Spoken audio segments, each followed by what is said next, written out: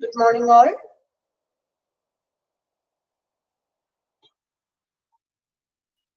Good morning, ma'am. Good morning, miss.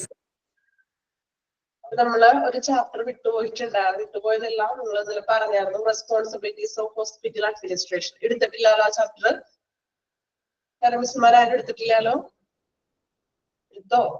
ഇല്ല. Okay. Auditing അത്രയല്ലേ ഉള്ളൂ. ഇനിയിപ്പോ പെൻഡിങ് ആയിട്ടുള്ളത്. പിന്നെ ഹോസ്പിറ്റൽ ഇൻഫർമേഷൻ സിസ്റ്റം എടുത്തുകൊണ്ടിരിക്കുന്നുണ്ട് അല്ലെ? ഓക്കെ. അപ്പൊ നമ്മള് ഇന്ന് സ്റ്റാർട്ട് ചെയ്യാൻ പോകുന്നത് ഈ ഒരു ചാപ്റ്റർ ആണ്. റെസ്പോൺസിബിലിറ്റീസ് ആണ് എടുക്കുന്നത്. മെഡിക്കൽ എക്യുപ്മെന്റ് ഉണ്ട്. ഓക്കെ ഓക്കെ, അത് വാഹിദ മിസ് എടുക്കും കേട്ടോ. അപ്പൊ ഈ ഒരു ചാപ്റ്റർ പെൻഡിങ് ഉണ്ടായിരുന്നു അവിടെ. സോ നമ്മൾ ഇന്ന് എടുക്കുന്നത് ഈ ഒരു ചാപ്റ്റർ ആണ്, റെസ്പോൺസിബിലിറ്റീസ് ഓഫ് ഹോസ്പിറ്റൽ അഡ്മിനിസ്ട്രേഷൻ. അപ്പൊ ഈ ഒരു ചാപ്റ്ററിലൊക്കെ പറഞ്ഞാല് ഹോസ്പിറ്റൽ അഡ്മിനിസ്ട്രേഷന്റെ അല്ലെ, ആ ഹോസ്പിറ്റൽ ഭരണാധികാരികളുടെ കുറച്ച് ചുമതലകളെ കുറിച്ചിട്ടാണ് നമ്മൾ പഠിക്കാൻ പോകുന്നത്. അപ്പൊ ഇതില് മെയിൻ ആയിട്ടും എല്ലാം ഒരു പോയിന്റ് ഔട്ട് ചെയ്ത് പറഞ്ഞിരിക്കുന്ന കാര്യങ്ങളാണ്. ഓക്കെ, വലിയ ബുദ്ധിമുട്ടൊന്നുമില്ല, സിമ്പിൾ ആയിട്ട് മാക്സിമം അത് പോയിന്റ് ഔട്ട് ചെയ്തിട്ടാണ് തന്നിരിക്കുന്നത്. സോ ആ പോയിന്റ് അനുസരിച്ച് പഠിച്ചു പോകാവുന്നതേ ഉള്ളൂ. ദെൻ നമുക്ക് സ്വയം വായിച്ച് മനസ്സിലാക്കാൻ പറ്റുന്ന ഒരു ടോപ്പിക് ആണ്. നോക്കാം, ചാപ്റ്റർ സ്റ്റാർട്ട് ചെയ്യുകയാണ്. Responsibilities of hospital administration. Non-clinical jobs are necessary for a multitude of departments in a hospital or healthcare center. ഒരു ആശുപത്രിയിലോ അല്ലെങ്കിൽ എന്താണ് ഒരു ഹെൽത്ത് കെയർ സെന്ററിലോ ഹോസ്പിറ്റലിലോ എന്താണ് ഒട്ടനവധി ആയിട്ടുള്ള നോൺ ക്ലിനിക്കൽ ജോബ്സ് നടക്കുന്നുണ്ട്. എന്താ നോൺ ക്ലിനിക്കൽ ജോബ്സ് എന്ന് പറയുന്നത്? ക്ലിനിക്കൽ ജോബ് എന്ന് പറഞ്ഞാൽ ഏതൊക്കെ ഇരിക്കും ഹോസ്പിറ്റലിലെ? ക്ലിനിക്കൽ പരമായിട്ടുള്ള പ്രവർത്തനങ്ങൾ എന്ന് പറയുമ്പോൾ എക്സാമ്പിൾ നമുക്ക് ഏതൊക്കെ പറയാം? ചികിത്സാപരമായിട്ടുള്ളതാണ്. ലബോറട്ടറി, എക്സ്റേ, അങ്ങനെയുള്ള സ്കാനിങ് അല്ലെങ്കിൽ OPD, പേഷ്യൻസിനെ നമ്മൾ ചികിത്സിക്കുന്നതും കാഷ്വാലിറ്റിയിലെ ട്രീറ്റ്മെന്റ്സും ഇതെല്ലാം ക്ലിനിക്കൽ പരമാണ്. റേഡിയോളജിസ്റ്റ്. അപ്പോ നോൺ ക്ലിനിക്കൽ എന്ന് പറഞ്ഞാൽ ഏതൊക്കെയായിരിക്കും? ഓപ്പോസിറ്റ് നേരെ ചികിത്സാപരമല്ലാത്ത രീതിയിലുള്ള ഹോസ്പിറ്റലിൽ നടക്കുന്ന മറ്റു പ്രവർത്തനങ്ങൾ. ബില്ലിംഗ് പറയാം, മാനേജ്മെന്റ്, വേറെ എന്തൊക്കെയാണ്? ഫിനാൻസ് അല്ലെ, ഫിനാൻസ് ഉണ്ട്. അതുപോലെ തന്നെ ഫിനാൻഷ്യൽ മാനേജ്മെന്റ് വരാം, പ്ലാനിങ്, ഹ്യൂമൻ റിസോഴ്സ് അല്ലെ, ഇതൊക്കെയാണ് നോൺ ക്ലിനിക്കൽ ജോബ് എന്ന് പറയുന്നത്. സെക്യൂരിറ്റി. അപ്പൊ ഒരു ഹോസ്പിറ്റലിൽ നമുക്കറിയാം ക്ലിനിക്കൽ പരമായിട്ടുള്ള പ്രവർത്തനങ്ങൾ മാത്രമല്ല, മറിച്ച് എന്താണ് നോൺ ക്ലിനിക്കൽ ആയിട്ടുള്ള നമ്മൾ പറഞ്ഞ പോലെ ഫിനാൻഷ്യൽ ആയിട്ടും ബില്ലിംഗ് സിസ്റ്റത്തിലും അങ്ങനെയുള്ള നോൺ ക്ലിനിക്കൽ ജോബ്സുകളും ഓരോ ദിവസം നടന്നുകൊണ്ടിരിക്കുന്നു. These administrative roles could see you working in different departments in hospital. So, ഇങ്ങനെയുള്ള ഹോസ്പിറ്റലിൽ നോൺ ക്ലിനിക്കൽ ആയിട്ടുള്ള ജോബ്സുകളെല്ലാം കൈകാര്യം ചെയ്യുന്നത് ഹോസ്പിറ്റൽ അഡ്മിനിസ്ട്രേഷന്റെ ഡ്യൂട്ടി ആണെന്ന്. ഓക്കെ, ഇനി നമ്മൾ നോക്കുന്നത് റെസ്പോൺസിബിലിറ്റീസ് ഓഫ് ഹോസ്പിറ്റൽ അഡ്മിനിസ്ട്രേറ്റർ. അപ്പൊ ഹോസ്പിറ്റൽ അഡ്മിനിസ്ട്രേറ്റേഴ്സിന്റെ ഡ്യൂട്ടീസ് ആണ് നമ്മൾ ഇനി പഠിക്കാൻ പോകുന്നത്. അവരുടെ ഡ്യൂട്ടീസ് ഓരോ സെക്ഷനിലുള്ള ഡ്യൂട്ടീസ് ആണ് പോയിന്റ് ഔട്ട് ചെയ്ത് പറഞ്ഞിരിക്കുന്നത്. Hospital administrators play an important role in overseeing the operations and management of healthcare facility. Their responsibilities typically consist of ഒരു ഹോസ്പിറ്റൽ അഡ്മിനിസ്ട്രേറ്റേഴ്സിന് നോൺ ക്ലിനിക്കൽ പരമായിട്ടുള്ള ഡ്യൂട്ടീസ് അല്ലെങ്കിൽ റെസ്പോൺസിബിലിറ്റീസ് എന്തൊക്കെയാണെന്നാണ് നമ്മൾ പോയിന്റ് ഔട്ട് ചെയ്ത് പഠിക്കാൻ പോകുന്നത്. സോ 10 റെസ്പോൺസിബിലിറ്റീസ് ആണ് ഉള്ളത്. 11 കൺക്ലൂഡ് ചെയ്ത് പറഞ്ഞിരിക്കുകയാണ് കേട്ടോ. ടോട്ടല് 10 റെസ്പോൺസിബിലിറ്റീസ് ആണ് നമുക്ക് പഠിക്കാനായിട്ടുള്ളത്. സോ നമുക്ക് ആദ്യം 10 റെസ്പോൺസിബിലിറ്റി പേരുകൾ മാത്രം ഒന്ന് നോക്കാം. ഓക്കെ,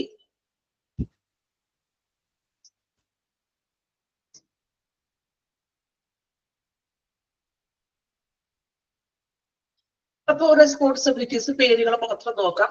നമുക്ക് ആ റെസ്പോൺസിബിലിറ്റീസിൽ അവർ എന്തൊക്കെയാണ് അവിടെ ചെയ്യുന്നതെന്ന് നോക്കണം. ഫസ്റ്റ് വൺ പറയുന്നത് സ്ട്രാറ്റജിക് പ്ലാനിങ്. സെക്കൻഡ് റെസ്പോൺസിബിലിറ്റീസ് എന്ന് പറഞ്ഞാൽ financial management, policy development and implementation, human resource management, facilities and equipment management, quality assurance and patient safety, community relation, risk management, information management, and collaboration and leadership. Okay, so 10 responsibilities are main ആയിട്ട് hospital അഡ്മിനിസ്ട്രേറ്റേഴ്സിന് ഉള്ളത്. Okay, നിങ്ങളൊന്ന് introduction പാരഗ്രാഫും ഒന്ന് വായിക്കാം. 10 responsibilities ഒന്ന് വായിച്ചു നോക്കാം. പേര് മാത്രം കേട്ടോ. ഇതൊക്കെ നമുക്ക് ഓരോന്നായിട്ട് പറയാനുണ്ട്, അത് വായിച്ചു നോക്കാം. അത്രയും ഭാഗം ഒന്ന് വായിക്കാം. ഇൻട്രൊഡക്ഷനും ചെറിയൊരു കുറ്റി പാരഗ്രാഫും ആ റെസ്പോൺസിബിലിറ്റീസിന്റെ പേരുകളും മാത്രം ഒന്ന് നോക്കാം.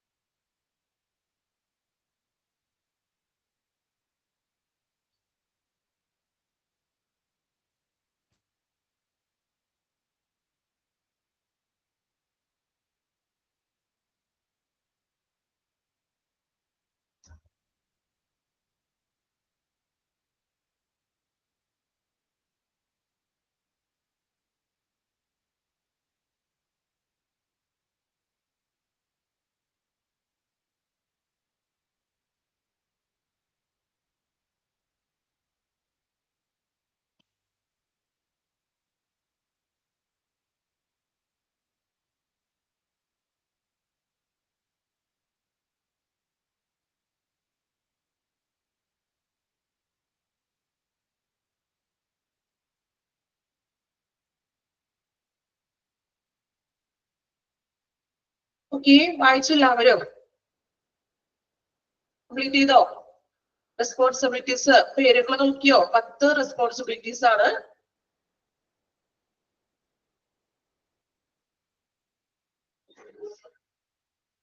കംപ്ലീറ്റ് ചെയ്തോ?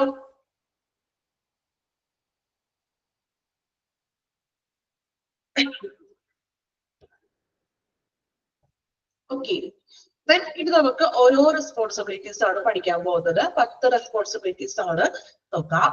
ഫസ്റ്റ് വൺ പറയുന്നത് സ്ട്രാറ്റജിക് പ്ലാനിങ് അല്ലെ. അപ്പോ എന്താണ് ഈ സ്ട്രാറ്റജിക് പ്ലാനിങ് എന്ന് ഉദ്ദേശിക്കുന്നത്? ഹോസ്പിറ്റലില് എന്തുമായിട്ട് ബന്ധപ്പെട്ടതായിരിക്കും? ആലോചിച്ച് നോക്കി. ടെക്സ്റ്റിൽ നിങ്ങൾ നോക്കണ്ട, അല്ലാതെ തന്നെ നമുക്കൊന്ന് പറഞ്ഞു നോക്കാം അല്ലെ.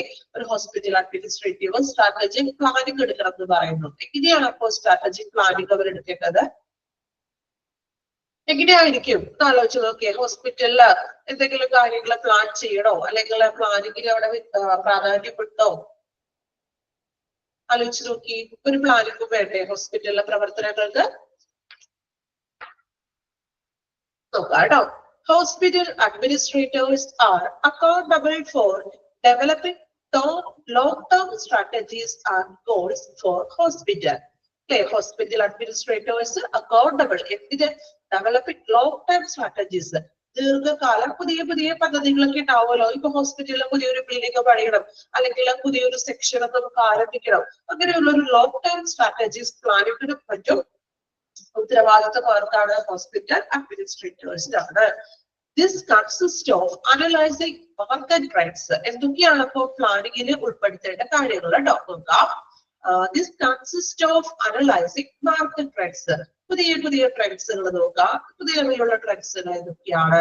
Identify area for improvement. എവിടെയൊക്കെയാണ് ഹോസ്പിറ്റലിൽ ഏതെല്ലാം ഏരിയകളിലാണ് നമ്മൾ ഇംപ്രൂവ്മെന്റ്സ് വരുത്തേണ്ടത്? Then devising plans to improve hospital service operations. നമ്മൾ ഈ പ്ലാനുകൾ ഡിവൈസ് ചെയ്ത് കൊടുക്കാറ് ഓരോ സെക്ഷനിലും, ഓരോ സർവീസസിലും, ഓരോ പ്രവർത്തനങ്ങളിലും എന്തെല്ലാം കാര്യങ്ങളാണ് ചെയ്യേണ്ടത് നമ്മൾ പ്ലാൻ ചെയ്യുക.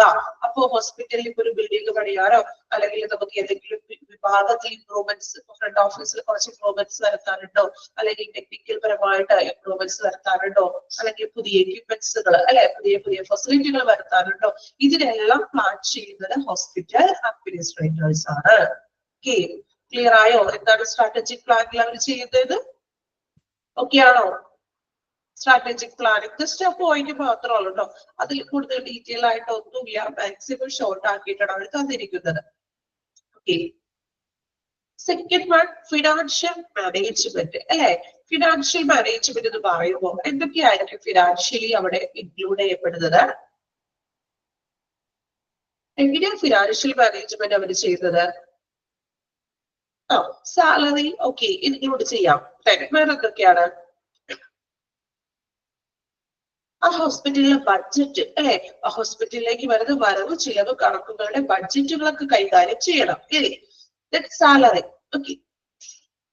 Administrators supervise the hospital's budgeting and financial operations. സാമ്പത്തിക പ്രവർത്തനങ്ങളും അതുപോലെ തന്നെ ബഡ്ജറ്റിലേക്ക് കൈകാര്യം ചെയ്യുക. They work daily with the finance team to monitor revenue, control expense. Administrator എന്ത് ചെയ്യണം? ഫിനാൻസ് ടീമായിട്ട്, അതായത് അവിടെ വർക്ക് ചെയ്ത് ഇപ്പൊ ബില്ലിങ്ങിലാണെങ്കിലും ഫിനാൻസ് സെക്ഷനിൽ വർക്ക് ചെയ്യുന്നവരുമായിട്ട് കോർപ്പറേറ്റ് ചെയ്തിട്ട് അവിടുത്തെ വരുമാനം റവന്യൂ എന്ത് ചെയ്യുക? മോണിറ്റർ ചെയ്യുക. എക്സ്പെൻസസ് നമ്മളൊക്കെ കൺട്രോൾ ചെയ്യുക. Distribute resource in an effective manner. Resource distribute ചെയ്യുമ്പോൾ നമ്മൾ പറഞ്ഞല്ലോ, ഇപ്പൊ സാലറി ഒക്കെ ആണെങ്കിൽ കറക്റ്റ് പ്രോപ്പർ ആയിട്ട് സ്റ്റാഫുകൾക്ക് ഡിസ്ട്രിബ്യൂട്ട് ചെയ്യുക. Ensure financial focus of the organization. എന്താ ഫിനാൻഷ്യൽ ഫോക്കസ് എന്ന് പറഞ്ഞാൽ ഒരു സാമ്പത്തിക ദൃഢത, അതായത് അനാവശ്യമായിട്ട് പണം മറ്റൊരു രീതിയിൽ പോകാതെ ഒരു സാമ്പത്തിക ദൃഢത, കൃത്യമായിട്ടുള്ള വരവും ചെലവും കണക്കുകളും കാര്യങ്ങളും ഒരു ദൃഢമായിരിക്കണം. അനാവശ്യമായിട്ട് പണം മറ്റു രീതിയിൽ ചെലവായി പോകാതെ കൃത്യമായിട്ട് റിസോഴ്സസ് നമ്മള് സാലറി ആണെങ്കിൽ കൃത്യമായിട്ട് സാലറി കൊടുക്കുക. മറ്റാവശ്യങ്ങൾക്ക് ആവശ്യത്തിനുള്ള പണം മാത്രം ചെലവഴിക്കുക. സോ ഒരു പണത്തിനൊരു ദൃഢത വേണം. ഓക്കെ, നമുക്ക് എന്താ അനാവശ്യമായിട്ടൊന്നും ചെലവഴിക്കാതെ നമ്മുടെ ആവശ്യങ്ങൾക്ക് വേണ്ടി മാത്രം പണം ഉപയോഗിക്കുക. ഓക്കെ, ഇതാണ് ഫിനാൻഷ്യൽ മാനേജ്മെന്റിൽ ചെയ്യുന്നത്. ഓക്കെ ആണോ? ഫിനാൻഷ്യൽ മാനേജ്മെന്റ് ക്ലിയർ ആണോ? ഓക്കെ, റെസ്പോൺസ് ഒന്നും എല്ലാവരും എന്ത് പറ്റി? ചാപ്റ്റർ വളരെ സിമ്പിൾ അല്ലേ? പോയിന്റ്സ് മാക്സിമം അത് ഷോർട്ട് ആക്കി തന്നിരിക്കുകയാണ്. ഓക്കെ, കാരണം ഇതിൽ കൂടുതൽ എക്സാമ്പിൾ വെച്ചൊന്നും പറയാൻ പറ്റുന്ന ഒരു സെക്ഷൻ അല്ലാതെ. ഓക്കെ, ഈ ഒരു രീതിയിൽ തന്നെ അത് വായിച്ചു പോകാൻ പറ്റുള്ളൂ. ക്ലിയർ ആണോ? ഫോളോ ചെയ്യാൻ പറ്റുന്നില്ലേ? എന്തെങ്കിലും പ്രശ്നം ഉണ്ടോ? ഓക്കെ ആണോ? ഫസ്റ്റ് 2 റെസ്പോൺസിബിലിറ്റീസ് ഒന്ന് വായിച്ചു നോക്കാം കേട്ടോ. ആദ്യത്തെ 2 എണ്ണം വായിച്ചു നോക്കാം. ഒറ്റയടിക്ക് ഞാൻ പറഞ്ഞു പോകുന്നില്ല. 2 എണ്ണം വെച്ച് പറഞ്ഞിട്ട് നമുക്കത് വായിക്കാം. 2 റെസ്പോൺസിബിലിറ്റീസ് വായിച്ചു നോക്കി. സ്ട്രാറ്റജി പ്ലാനിങ്ങും ഫിനാൻഷ്യൽ മാനേജ്മെന്റ് വായിക്കാം കേട്ടോ.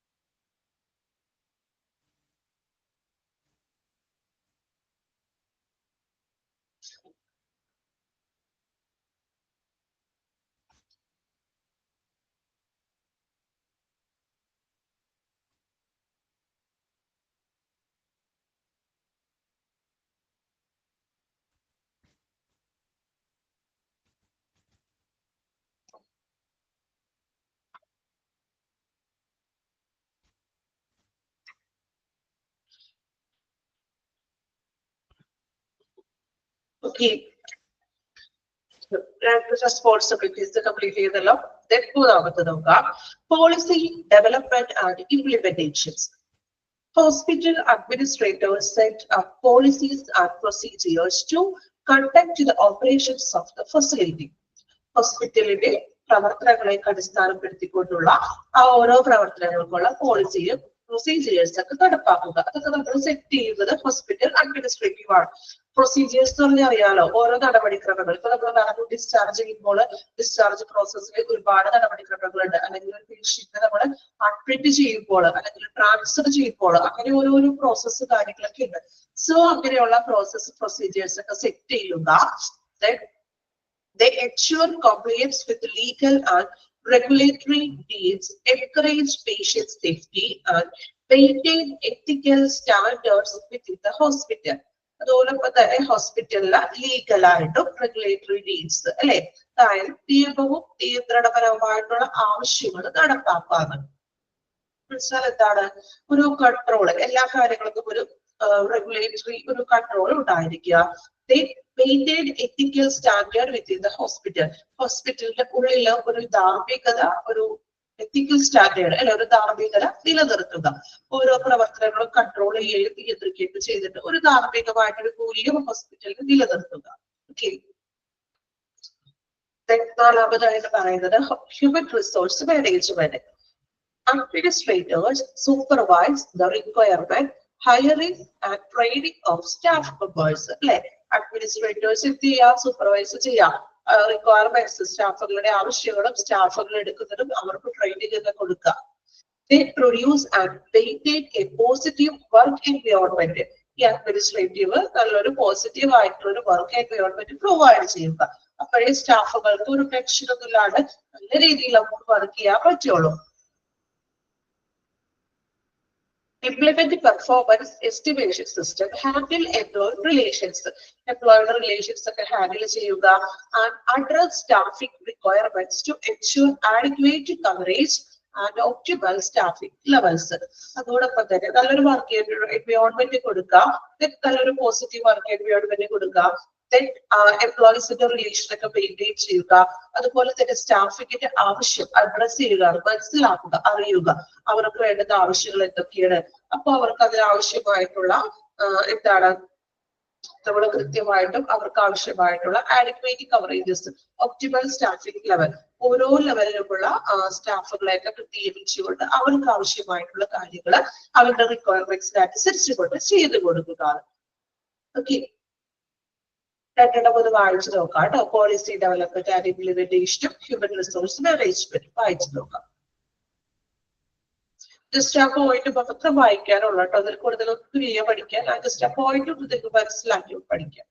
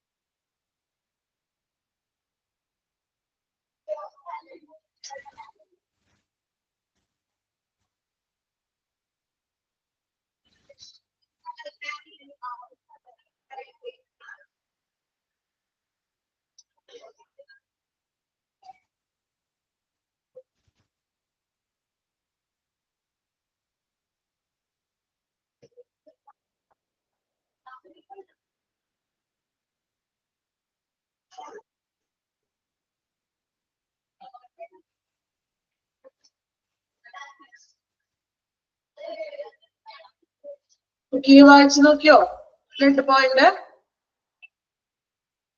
നെക്സ്റ്റ് അടുത്ത പോയിന്റ് നോക്കാം കേട്ടോ. Quality assurance and patient safety. Administrators work to make sure that high quality healthcare delivery and patient safety within the hospital. They create and implement quality improvement initiatives, monitor patient outcomes, encouraging adherence to evidence-based practice and clinical guidelines. Quality assurance and patient safety. Administrators work to make sure high quality healthcare delivery and patient safety. പേഷ്യന്റിന്റെ സുരക്ഷയ്ക്ക് വേണ്ടിയിട്ട് അവരുടെ ഏറ്റവും നല്ല ഉയർന്ന ക്വാളിറ്റിയിലുള്ള പരിചരണം നമ്മൾ deliver ചെയ്യുന്നതാണ്. ഏറ്റവും നല്ല ഉയർന്ന സ്റ്റാൻഡേർഡ് ആയിട്ടുള്ള പരിചരണം പേഷ്യൻസിന് കൊടുക്കുക, പേഷ്യൻസിന്റെ സേഫ്റ്റിക്ക് വേണ്ടി. They create and implement quality improvement initiatives ഒക്കെ എടുക്കാതെ ക്വാളിറ്റിയെ ഇംപ്രൂവ്മെന്റ് ചെയ്യാനായിട്ടുള്ള മാർഗങ്ങൾ സ്വീകരിക്കുക. Then monitor patient outcomes. Patient outcome monitor ചെയ്യുക. പഠിച്ചത് ഓർക്കുന്നുണ്ടോ? മോണിറ്ററിംഗ് ആൻഡ് ഇംപ്രൂവ്മെന്റ്സിലെ പേഷ്യന്റ് സാറ്റിസ്ഫാക്ഷൻ സർവേ ഒക്കെ കൊടുത്തുകൊണ്ട് പേഷ്യന്റ് സാറ്റിസ്ഫൈഡ് ആണോ അവരുടെ ഔട്ട്കംസിനെ നമ്മൾ ഒന്ന് വിലയിരുത്തുക. Then encourage adherence to evidence-based practice and clinical guidelines. Evidence-based കൊടുക്കാതെ evidence-based എന്ന് വെച്ചാൽ എന്താണ്? ഇപ്പൊ ഇവിടെ ഫെസിലിറ്റീസിൽ അഭാവങ്ങൾ ഉണ്ടാകും ഹോസ്പിറ്റലിൽ ഇരിക്കട്ടെ. സോ അതിനായിട്ടുള്ള ഒരു പുതിയ പുതിയ ഫെസിലിറ്റികളോ എക്യുപ്മെന്റ്സുകളൊക്കെ പ്രൊവൈഡ് ചെയ്ത് കൊടുക്കാറ് അതൊരു എവിഡൻസ് ആണ് അല്ലെ. നമ്മൾ കാഴ്ചയിൽ തന്നെ നമുക്ക് കാണാൻ പറ്റും അവിടെ അത്രയും നല്ല ഫെസിലിറ്റികളും കാര്യങ്ങളൊക്കെ ഉണ്ട്. സോ അങ്ങനെ പേഷ്യൻസിന് എവിഡൻസോട് കൂടി തന്നെ കുറച്ചും കൂടി നല്ലൊരു ഹൈ ക്വാളിറ്റി ഹെൽത്ത് കെയർ ആണ് നമ്മൾ ഡെലിവർ ചെയ്യേണ്ടത്. ഓക്കെ, ഏഴാമത്തെ point community relations. Hospital administrators play an important role in maintaining positive relationship with the community. Hospital administrators important ഒരു റോളാണ് ഒരു നമ്മളുടെ സമൂഹമായിട്ട് കമ്മ്യൂണിറ്റിയുമായിട്ട് നല്ലൊരു റിലേഷൻസ് മെയിൻറ്റെയിൻ ചെയ്യുക എന്നുള്ളത്. നമുക്കറിയാം ഹോസ്പിറ്റലും നമ്മളുടെ കമ്മ്യൂണിറ്റിയിലെ ഏറ്റവും ഒരു അവിഭാജ്യ ഘടകമാണ് ഒരു ഹോസ്പിറ്റൽ എന്ന് പറയുന്നത് അല്ലേ. They engage in community outreach programs. Community outreach programs ഒക്കെ നടത്താറ് എന്തൊക്കെയാണ് ഒരു എക്സാമ്പിൾ നമുക്ക് പറയാൻ പറ്റിയ കമ്മ്യൂണിറ്റി ഔട്ട്റീച്ച് പ്രോഗ്രാമിന് എക്സാമ്പിൾ ഏതാണ്? നമ്മൾ പഠിച്ചിട്ടുണ്ടല്ലോ. ഏതായിരുന്നു കമ്മ്യൂണിറ്റി ഔട്ട്റീച്ച് പ്രോഗ്രാം? നമ്മൾ പറഞ്ഞു ഇപ്പൊ ബ്ലഡ് ഡൊണേഷൻ ക്യാമ്പുകൾ അല്ലെങ്കിൽ മറ്റേതെങ്കിലും നമ്മളിപ്പോ ക്യാമ്പുകളോ അല്ലെങ്കിൽ ചികിത്സ സൗജന്യ നേത്ര ചികിത്സ ക്യാമ്പ് അങ്ങനെയുള്ള ക്യാമ്പുകളൊക്കെ സമൂഹവുമായിട്ടൊക്കെ കോർപ്പറേറ്റ് ചെയ്ത് പോകാനായിട്ടാണ് നമ്മൾ ഇങ്ങനെയുള്ള ക്യാമ്പുകളും മറ്റും സംഘടിപ്പിക്കുന്നത്. Cooperate with local organization and assist hospital service to meet healthcare requirement of community in an effective manner. ഇതുപോലെ കമ്മ്യൂണിറ്റിയുമായിട്ട് ബന്ധപ്പെടുത്തിക്കൊണ്ട് ഹോസ്പിറ്റലിൽ കുറച്ച് ഇതുപോലെയുള്ള പ്രവർത്തനങ്ങളും ക്യാമ്പുകളും അങ്ങനെയുള്ള കാര്യങ്ങളൊക്കെ അറേഞ്ച് ചെയ്തുകൊണ്ട് കമ്മ്യൂണിറ്റിയുമായിട്ട് ഒരു പോസിറ്റീവ് റിലേഷൻഷിപ്പ് മെയിൻറ്റെയിൻ ചെയ്ത് കൊണ്ടുപോകുക. ഓക്കെ, സിക്സ്ത് പോയിന്റും സെവൻത് പോയിന്റും അത് വായിച്ചു നോക്കാം കേട്ടോ. സിക്സ്തും സെവൻത്തും ഒന്ന് വായിക്കാം. ജസ്റ്റ് അത് വായിക്കാൻ മാത്രമേ ഉള്ളൂ അതില്. Okay,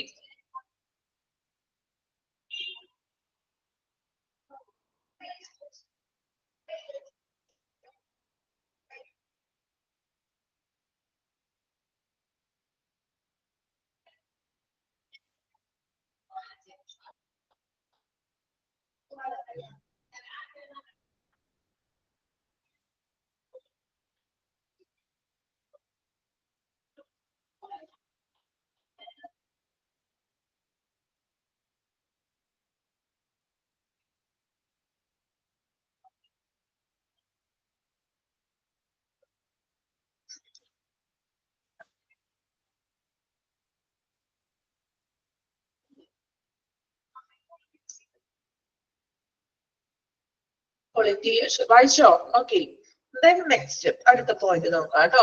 risk management.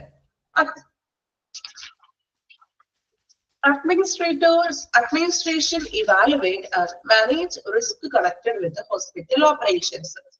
They execute protocols and policies to minimize the potential risk. അല്ലെ, ഹോസ്പിറ്റലിൽ നമുക്കറിയാം ഒട്ടനവധി റിസ്കുകളൊക്കെ കൈകാര്യം ചെയ്യേണ്ടതുണ്ട്. എവിടെയൊക്കെയാണ് റിസ്ക് നമ്മള് കൈകാര്യം ചെയ്യുന്നത്? എവിടെയൊക്കെയാണ് നമുക്ക് റിസ്കുകളൊക്കെ സംഭവിക്കുന്നത്? ഫയർ എക്സിക്യൂഷനിൽ വരാം. അതുപോലെ മെഡിക്കൽ ഗ്യാസുകൾ കൈകാര്യം ചെയ്യുമ്പോൾ, ബയോമെഡിക്കൽ വേസ്റ്റ് കൈകാര്യം ചെയ്യുമ്പോൾ, ഇതെല്ലാം റിസ്കിൽ വരുന്ന പ്രവർത്തനങ്ങളാണ്. ആണോ? അല്ലേ? ഓക്കെ, അപ്പോ ഇങ്ങനെയുള്ള റിസ്ക് മാനേജേഴ്സ് റിസ്ക് കാര്യങ്ങൾ ഹോസ്പിറ്റലിലെ പ്രവർത്തനങ്ങളിലുള്ള റിസ്ക് മാനേജ്മെന്റിന് അത് ഇവാലുവേറ്റ് ചെയ്യുക. They execute protocols and policies minimize the potential risk. ഈ റിസ്കുകൾ ഈ അപകടങ്ങളെ കുറയ്ക്കാൻ വേണ്ടിയിട്ട് പ്രൊസീജിയേഴ്സ് പ്രോട്ടോകോൾസുകൾ പോളിസീസുകൾ കൊണ്ടുവരിക. നമ്മൾ പഠിച്ചത് ഓർക്കുന്നുണ്ടോ? വേസ്റ്റ് മാനേജ്മെന്റിലാണെങ്കിൽ പ്രോട്ടോകോൾസ്, അതുപോലെ തന്നെ മെഡിക്കൽ ഗ്യാസ് ഉപയോഗിക്കുമ്പോൾ നമ്മൾ പാലിക്കേണ്ട പ്രോട്ടോകോൾസുകൾ അല്ലേ. അപ്പോ അങ്ങനെയുള്ള പ്രോട്ടോകോൾസുകളും പോളിസീസുകളൊക്കെ കൊണ്ടുവരിക. എന്നിട്ട് നമ്മൾ ഈ റിസ്കുകൾ പരമാവധി നമുക്ക് മിനിമൈസ് ചെയ്യാനായിട്ട് സാധിക്കും. That supervise patient and employee safety measures. പേഷ്യൻസിന്റെ എംപ്ലോയി സേഫ്റ്റി മെഷേഴ്സ് നോക്കാം. Then handle legal and insurance matters associated with the hospital. അതുപോലെ തന്നെ നിയമപരമായിട്ടും അതുപോലെ ഇൻഷുറൻസ് സംബന്ധിച്ചിട്ടുള്ള കാര്യങ്ങളൊക്കെ ലീഗൽ ആയിട്ടുള്ള കാര്യങ്ങളും നോക്കുക. അതിന് മേൽനോട്ടം വഹിക്കുക, സൂപ്പർവൈസ് ചെയ്യുക. അത്രയുമാണ് റിസ്ക് മാനേജ്മെന്റിൽ പറയുന്നത്. നെക്സ്റ്റ് വൺ പറയുന്നത്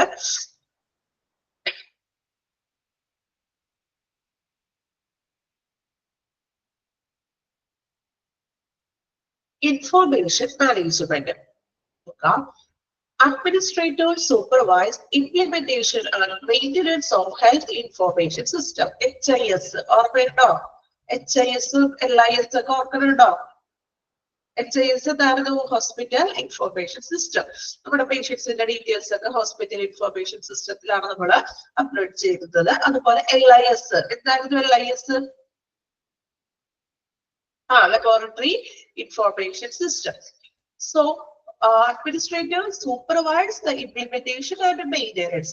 അപ്പോൾ ഈ HIS ഒക്കെ ഒന്ന് മെയിൻ്റെനൻസ് ഒക്കെ ചെയ്യാം. അതുപോലെ തന്നെ ഇലക്ട്രോണിക് മെഡിക്കൽ റെക്കോർഡ് അല്ലെ, EMR ഹോസ്പിറ്റലിലെ നമ്മുടെ പേഷ്യൻസിന്റെ ഇലക്ട്രോണിക് മെഡിക്കൽ റെക്കോർഡുകളൊക്കെ മെയിൻറ്റെയിൻ ചെയ്യുക. അതിന്റെ കാര്യങ്ങളൊക്കെ ഒന്ന് മേൽനോട്ടം വഹിക്കുക. Then guarantee the confidentiality and security of patient information while facilitating efficient data management and reporting. അതുപോലെ തന്നെ ഈ പേഷ്യൻസിനെ സംബന്ധിച്ചിട്ടുള്ള ഇൻഫോർമേഷൻസുകൾ അത് ഏറ്റവും സെക്യൂർ ആയിരിക്കണം. അതുപോലെ തന്നെ കോൺഫിഡൻഷ്യലി രഹസ്യമായിരിക്കണം. കാരണം മറ്റൊരാൾക്ക് അത് റിലീസ് ചെയ്ത് പോകാൻ പാടില്ല. സോ അങ്ങനെയുള്ള കാര്യങ്ങളൊക്കെ ശ്രദ്ധിക്കേണ്ടത് അഡ്മിനിസ്ട്രേറ്ററിന്റെ കടമയാണ്.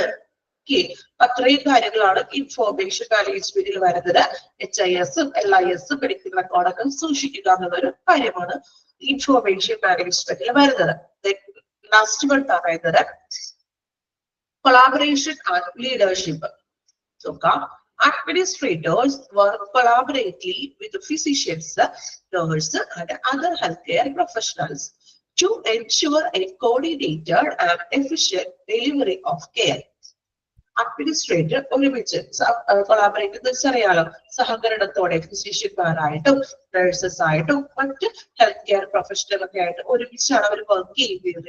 ഇതിനു വേണ്ടി to ensure a coordinated and efficient delivery of care, കാര്യക്ഷമമായിട്ടുള്ള ഒരു നല്ലൊരു പരിചരണം രോഗികൾക്ക് ഉറപ്പാക്കാൻ വേണ്ടി അഡ്മിനിസ്ട്രേറ്റർമാര് ഫിസിഷ്യന്മാരായിട്ടും നഴ്സുമാരായിട്ടും അതുപോലെ തന്നെ ഹെൽത്ത് കെയർ പ്രൊഫഷണലുകളൊക്കെ ആയിട്ട് ഒന്നിച്ചാണ് അവർ പ്രവർത്തിക്കുന്നത്. They give leadership support, guidance to staff members. Administrator എന്ത് ചെയ്യുന്നു? അവര് ഒരു ലീഡർഷിപ്പ് കൊടുക്കുന്നു. ഈ വ്യക്തികൾക്ക് സപ്പോർട്ട്, ഫിസിഷ്യനായാലും നഴ്സസിനായാലും മറ്റ് സ്റ്റാഫുകൾക്കാണെങ്കിലും ഒരു മേൽനോട്ടം വഹിക്കുന്നു, സപ്പോർട്ട് കൊടുക്കുന്നു, അവർക്ക് വേണ്ടുന്ന ഗൈഡൻസുകൾ കൊടുക്കുന്നു. Then promoting a positive and collaborative work culture. Then അവരൊരു പോസിറ്റീവായിട്ടും നല്ലൊരു സഹകരണ മനോഭാവത്തോട് കൂടിയിട്ടുള്ളൊരു വർക്ക് എൻവയോൺമെന്റിന് പ്രൊവൈഡ് ചെയ്യും. Okay, then വായിച്ചു നോക്കി risk management, information, then collaboration.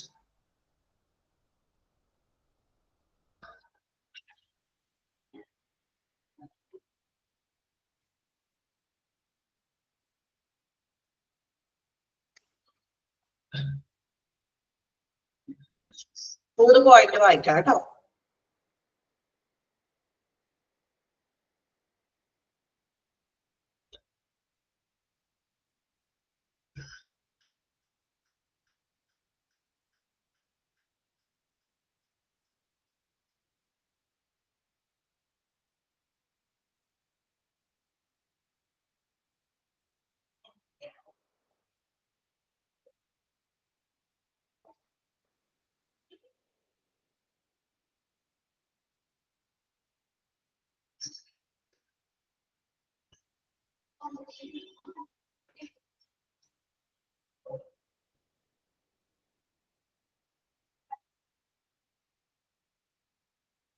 Complete ചെയ്തോ? 2 പോയിന്റ്സ്, 3 പോയിന്റ് വായിക്കാം കേട്ടോ, കംപ്ലീറ്റ് ചെയ്യാം.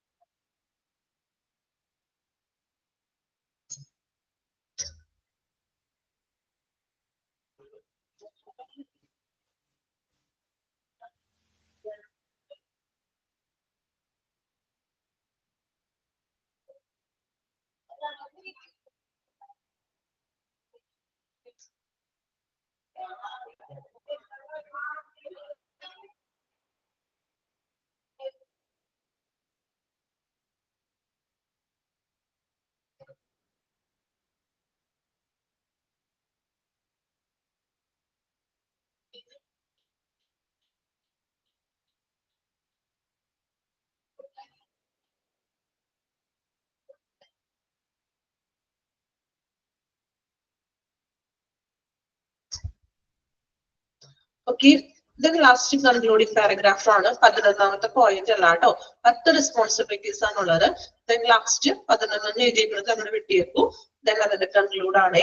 These responsibilities may differ depending on the size and the type of hospital.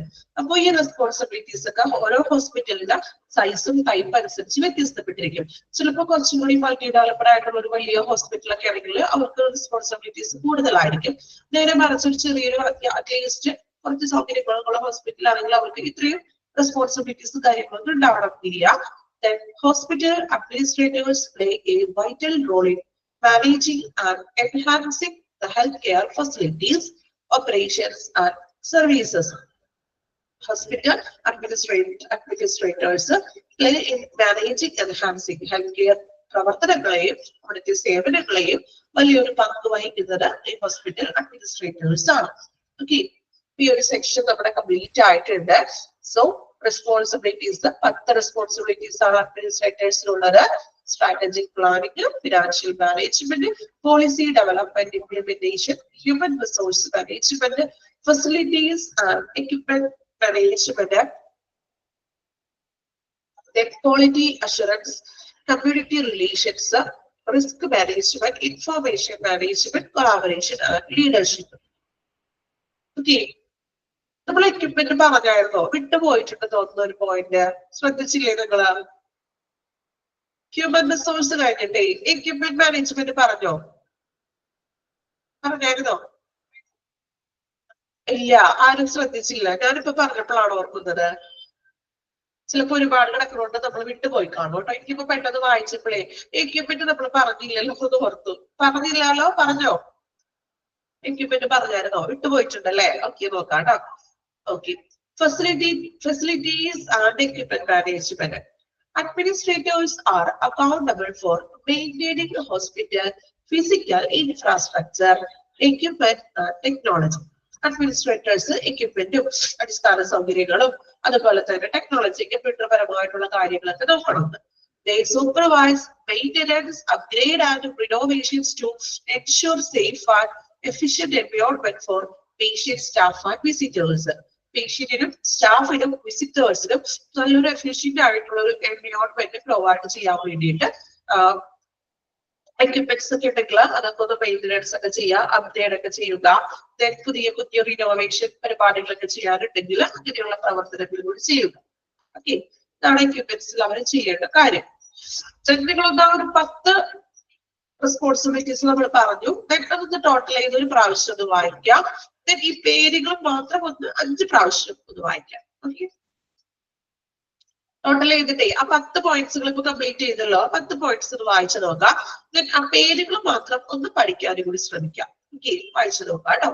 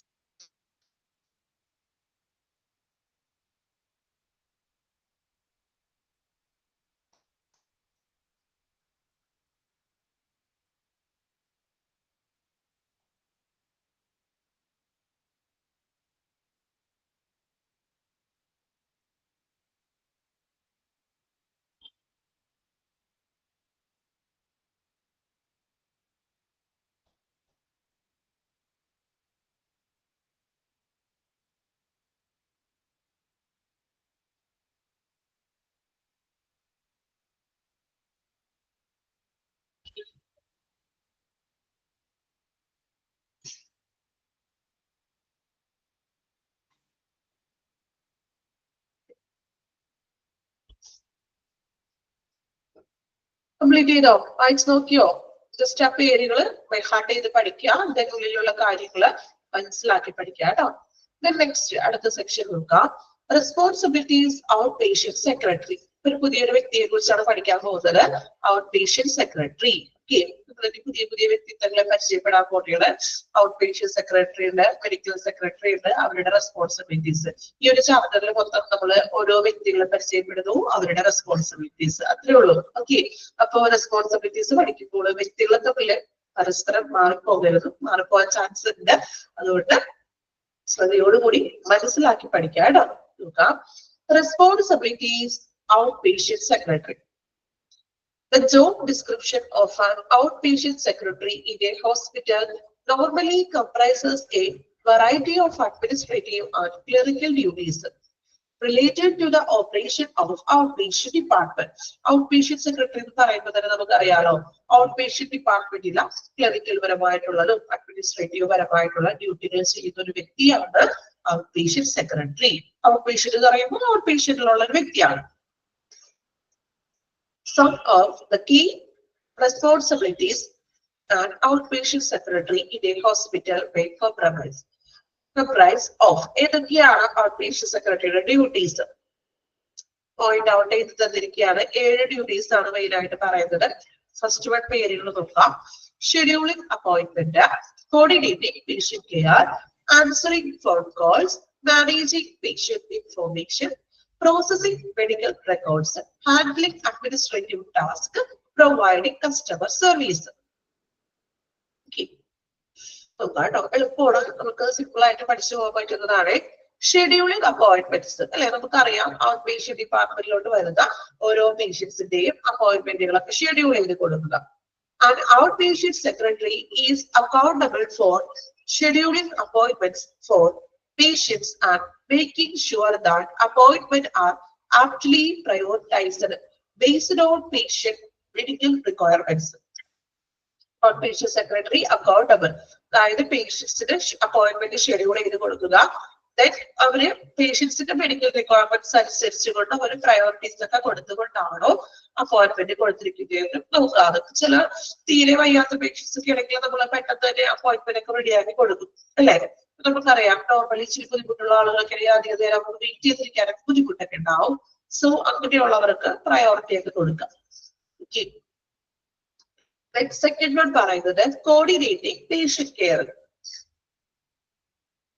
The outpatient secretary work daily with other hospital staff to coordinate patient care. മറ്റ് hospital സ്റ്റാഫുകളുമായിട്ട് ഒരുമിച്ച് നിന്നിട്ട് അവരോട് സഹകരിച്ച് പ്രവർത്തിച്ച് പേഷ്യൻസിന് പരിചരണം കൊടുക്കുന്നു. വിച്ച് ഇൻക്ലൂഡ്സ് എന്തൊക്കെയാണ്? Arranging for diagnostic test and procedures.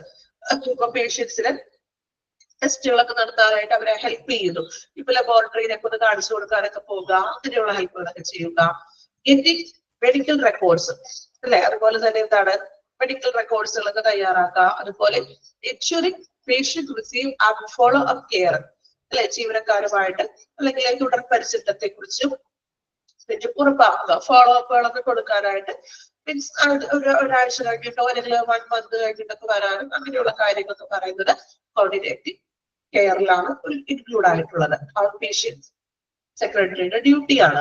അവരെന്ത് ചെയ്യുക, മറ്റൊരു നഴ്സുമാരായിട്ടും ഡോക്ടർമാരായിട്ടും ചേർന്നുകൊണ്ട് പേഷ്യൻസിന് നല്ല പരിചരണം കൊടുക്കുക. ടെസ്റ്റുകളൊക്കെ ഉണ്ടെങ്കിൽ അതിന് ഹെൽപ്പ് ചെയ്യുക, മെഡിക്കൽ റെക്കോർഡ് എഴുതാൻ ഹെൽപ്പ് ചെയ്യുക, ഫോളോ അപ്പ് കെയറുകളൊക്കെ കൊടുക്കുക. Okay, scheduling appointment, coordinating patient care. First തുടങ്ങി 2 പോയിന്റ് വരെ ഒന്ന് വായിച്ചു നോക്കി. ആരാണ് ഔട്ട് പേഷ്യന്റ് സെക്രട്ടറി എന്ന് അറിയണം. ദെൻ അദ്ദേഹത്തിന്റെ ഡ്യൂട്ടീസിൽ റെസ്പോൺസിബിലിറ്റീസിൽ ഫസ്റ്റ് 2 റെസ്പോൺസിബിലിറ്റീസ് ആണ് പറഞ്ഞത്. 2 റെസ്പോൺസിബിലിറ്റീസ് ഒന്ന് വായിച്ചു നോക്കാം.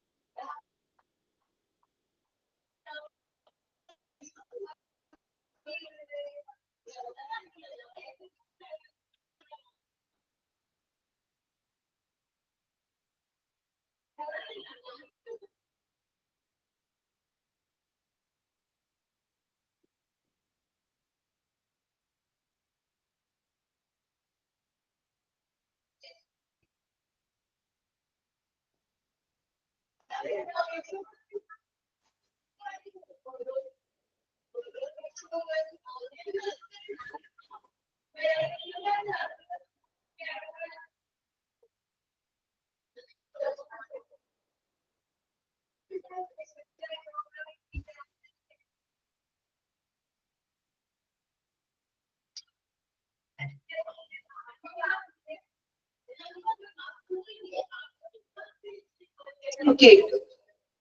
രണ്ട് പോയിന്റ് ക്ലിയർ ആണല്ലോ. മൂന്നാമത്തെ നോക്കാം. Answering phone calls.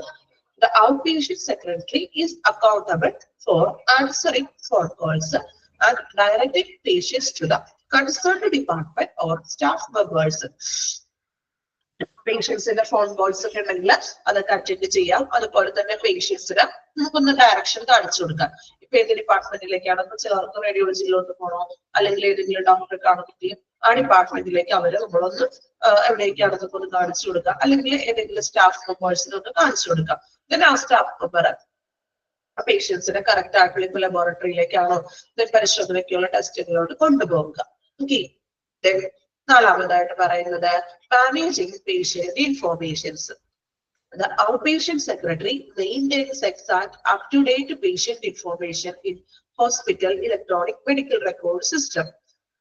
ഏതാണ് ഹോസ്പിറ്റലിന്റെ EMR സിസ്റ്റം, അതായത് മെഡിക്കൽ റെക്കോർഡ് സിസ്റ്റത്തില് പേഷ്യൻസിന്റെ ഇൻഫോർമേഷൻസ് കാര്യങ്ങളൊക്കെ അപ്ഡേറ്റ് ചെയ്യുക.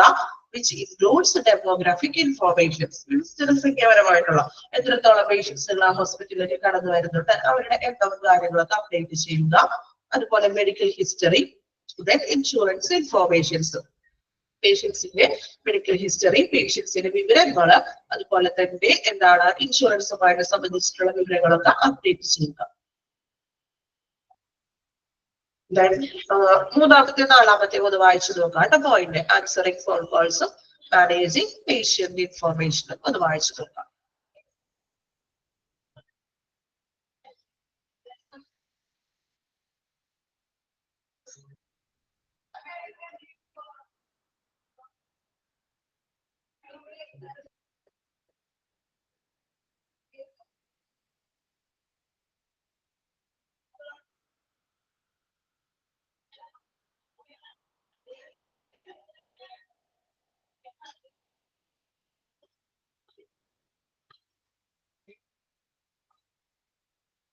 Okay.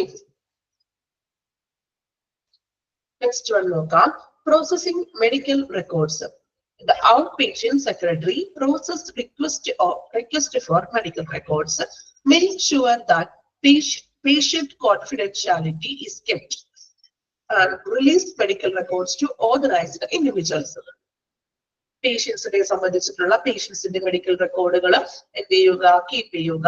അതുപോലെ തന്നെ അത് രഹസ്യാത്മകമായിരിക്കണം, കോൺഫിഡൻഷ്യാലിറ്റി ആയിട്ട് നമ്മൾ കീപ്പ് ചെയ്ത് സൂക്ഷിക്കണം. Then release the medical record to authorized individual.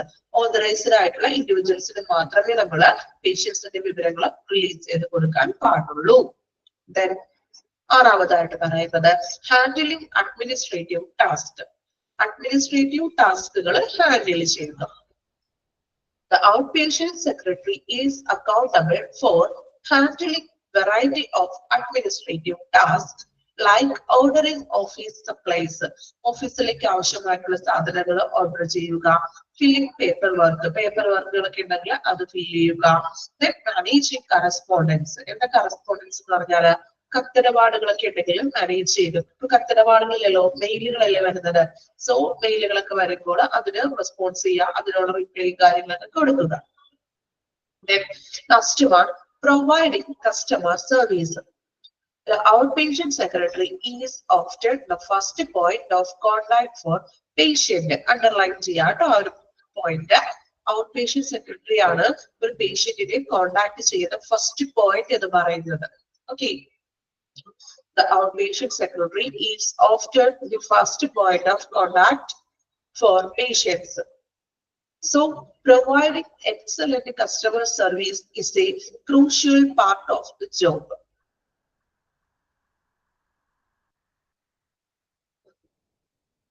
Fourth point ആണോ?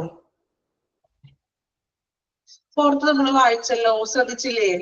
ഒന്നുകൂടെ പറയണോ? വായിച്ചിരുന്നു. നമ്മൾ പറഞ്ഞല്ലോ, അതായത് പേഷ്യൻസിന്റെ വായിച്ചിട്ടുണ്ട്. ഓക്കെ, ഇൻഫോർമേഷൻസ് നമ്മൾ ഇലക്ട്രോണിക് മെഡിക്കൽ സിസ്റ്റത്തിൽ അപ്ഡേറ്റ് ചെയ്യുക, ഡെമോഗ്രാഫിക്കും മെഡിക്കൽ ഹിസ്റ്ററിയും അതുപോലെ ഇൻഷുറൻസ് ഇൻഫോർമേഷൻസ് കാര്യങ്ങളൊക്കെ ജസ്റ്റ് നമ്മൾ ആ സിസ്റ്റത്തിൽ ഹോസ്പിറ്റൽ ഇൻഫോർമേഷൻ റെക്കോർഡിൽ അപ്ഡേറ്റ് ചെയ്യുക. ഓക്കെ, ലാസ്റ്റ് നമ്മൾ കൺക്ലൂഡ് ചെയ്തിരിക്കുകയാണ്. Overall and out patient secretary plays a key role in making sure that the outpatient department runs smoothly and efficiently, that patient obtain high quality care. പേഷ്യൻസിന് നല്ലൊരു high quality care കൊണ്ട് നമുക്ക് out patient ഡിപ്പാർട്ട്മെന്റിൽ നല്ല smooth ആയിട്ട് run ചെയ്യാനായിട്ട് സാധിക്കുന്നു. Strong organisational skills, attention to details and excellent communication skills are necessary for success in this role. അല്ലെ, അപ്പോ ഒരു ഔട്ട് പേഷ്യന്റ് സെക്രട്ടറിയുടെ റോള് സക്സസ് ആവണമെങ്കിൽ അദ്ദേഹത്തിന് ഒരു സംഘടനാപരമായിട്ടുള്ള ഒരു കഴിവ്, അല്ലെ, ഒരു സ്കിൽ ഉണ്ടായിരിക്കണം. അറ്റൻഷൻ ടു ഡീറ്റെയിൽസ്, അല്ലെ, വിശദാംശങ്ങൾ. അതായത് ഒരു വ്യക്തികൾ വന്ന് എന്തെങ്കിലും സംശയം ചോദിക്കുകയാണെങ്കിൽ അവർക്ക് അതിനുള്ള വിശദാംശങ്ങൾ പറഞ്ഞു കൊടുക്കാൻ കഴിയണം. അതുപോലെ തന്നെ ഒരു എക്സലന്റ് ആയിട്ടുള്ള ഒരു കമ്മ്യൂണിക്കേഷൻ സ്കിൽസ് ഉണ്ടായിരിക്കണം, സംസാരിക്കാനും പറ്റും കഴിവുണ്ടായിരിക്കണം. ഇതൊക്കെ ഉണ്ടെങ്കിൽ അദ്ദേഹത്തിന്റെ ഈ ഒരു ഔട്ട് പേഷ്യന്റ് റോള് ഇത്രയും റെസ്പോൺസിബിലിറ്റീസ് നല്ല രീതിയിൽ അദ്ദേഹത്തിന് കൈകാര്യം ചെയ്യാനായിട്ട് സാധിക്കുകയുള്ളൂ. ഓക്കെ, വായിച്ചു നോക്കാം കേട്ടോ. പ്രോസസ്സിംഗ് തുടങ്ങിയില്ലെങ്കിൽ ഫിഫ്ത് പോയിന്റ് തുടങ്ങിയില്ല വായിക്കാനുള്ളത്. ഫിഫ്ത് പോയിന്റ് കൺക്ലൂഡ് പാരഗ്രാഫ് കൂടി വായിച്ചു നോക്കാം.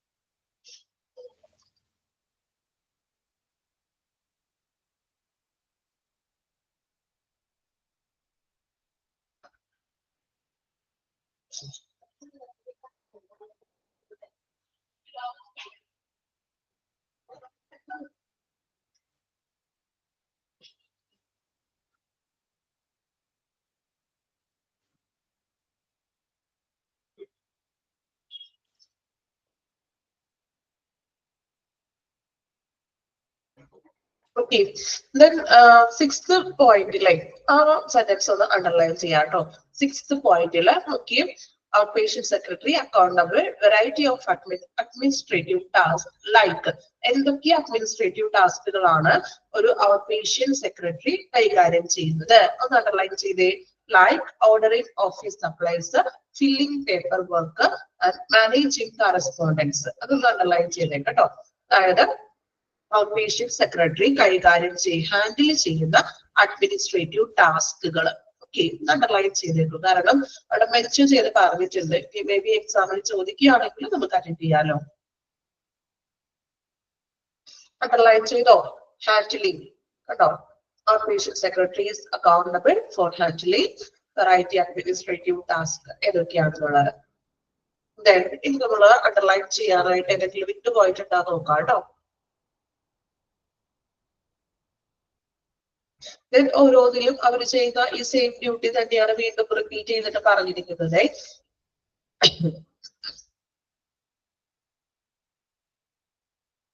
ഫോൺ കോൾസ് ഒക്കെ ശരിക്കും ആ പോയിന്റ് മാത്രം നോക്കാം.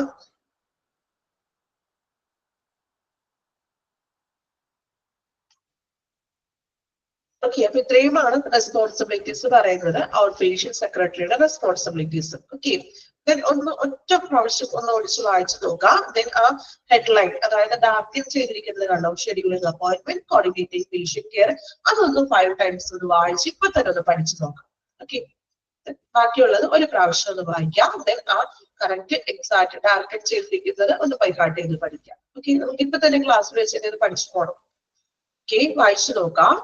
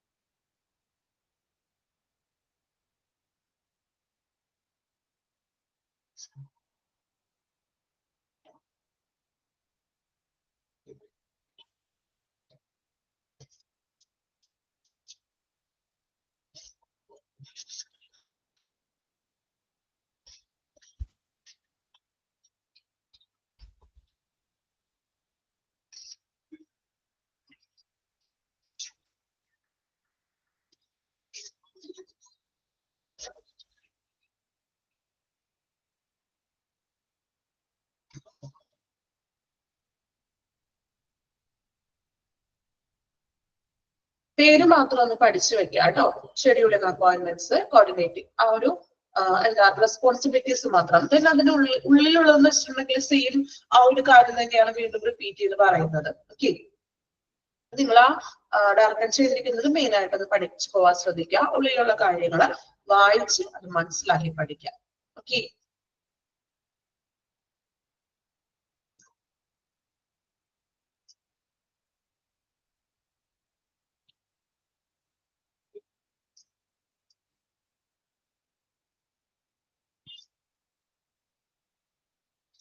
കംപ്ലീറ്റ് ചെയ്തോ? വായിച്ചോ? പേരുകൾ പഠിച്ചോ? എല്ലാവരും റെസ്പോൺസിബിലിറ്റീസ് നോക്കിയോ? ഇനി നെക്സ്റ്റ് വരുന്നതേ job summary of medical secretary. അപ്പൊ നമ്മളിപ്പോ കണ്ട വ്യക്തി ആരാണ്? ഔട്ട് പേഷ്യന്റ് സെക്രട്ടറി ആണ്. ഇനി നമ്മൾ അടുത്തൊരു പേഴ്സണെ കുറിച്ചാണ് പഠിക്കാൻ പോകുന്നത്, മെഡിക്കൽ സെക്രട്ടറി. ദെൻ വീണ്ടും അദ്ദേഹത്തിന്റെ റെസ്പോൺസിബിലിറ്റീസ് ആണ് നമുക്ക് ഇനി പഠിക്കാനുള്ളത്. നമുക്ക് നെക്സ്റ്റ് ക്ലാസ്സിൽ നോക്കാം അല്ലെ? കാരണം ഇപ്പൊ രണ്ടും കൂടി ഒരുമിച്ച് പറഞ്ഞാൽ ഇത് കംപ്ലീറ്റ് ആവില്ല, പോയിന്റ്സുകൾ ഉണ്ട്. ദെൻ നിങ്ങൾക്കത് മാറിപ്പോകാനും ചാൻസ് ഉണ്ട്. സോ ശ്രദ്ധയോടുകൂടി തന്നെ പഠിക്കേണ്ട ഒരു ഏരിയ ആണ്. നമുക്ക് റെസ്പോൺസിബിലിറ്റീസ് മാത്രമേ ഉള്ളൂ എങ്കിലും ആ പേരുകൾ മാറിപ്പോകാനായിട്ട് എപ്പോഴും ചാൻസ് ഉണ്ട്. അതുകൊണ്ട് അതനുസരിച്ചിട്ട് ശ്രദ്ധയോടുകൂടി പഠിക്കണം. ഓക്കെ, ദെൻ അപ്പൊ നമ്മൾ ഇന്ന് പുതിയൊരു ചാപ്റ്റർ ആണ് സ്റ്റാർട്ട് ചെയ്തത്. റെസ്പോൺസിബിലിറ്റീസ് പറഞ്ഞ ചാപ്റ്റർ ആണ്, അഡ്മിനിസ്ട്രേറ്റീവ് ചെയ്യേണ്ട റെസ്പോൺസിബിലിറ്റീസ്. ദെൻ നമ്മൾ ഓരോ വ്യക്തികളും ആ വ്യക്തികളുടെ റെസ്പോൺസിബിലിറ്റീസ് എന്തൊക്കെയാണ്, ഇത്രയാണ് നമ്മൾ ഇന്നത്തെ ക്ലാസ്സിൽ നോക്കിയത്. ഇതൊക്കെ അത്രയും ക്ലിയർ ആണോ? ഓക്കെ ആണോ എല്ലാവരും? ക്ലിയർ ആണോ? റെസ്പോൺസ് ഒന്നും ഇല്ലല്ലോ.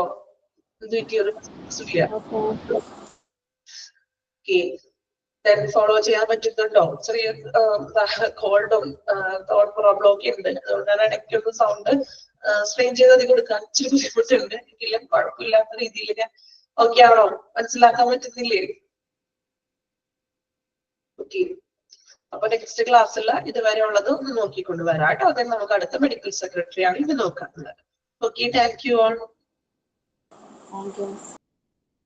Thank you.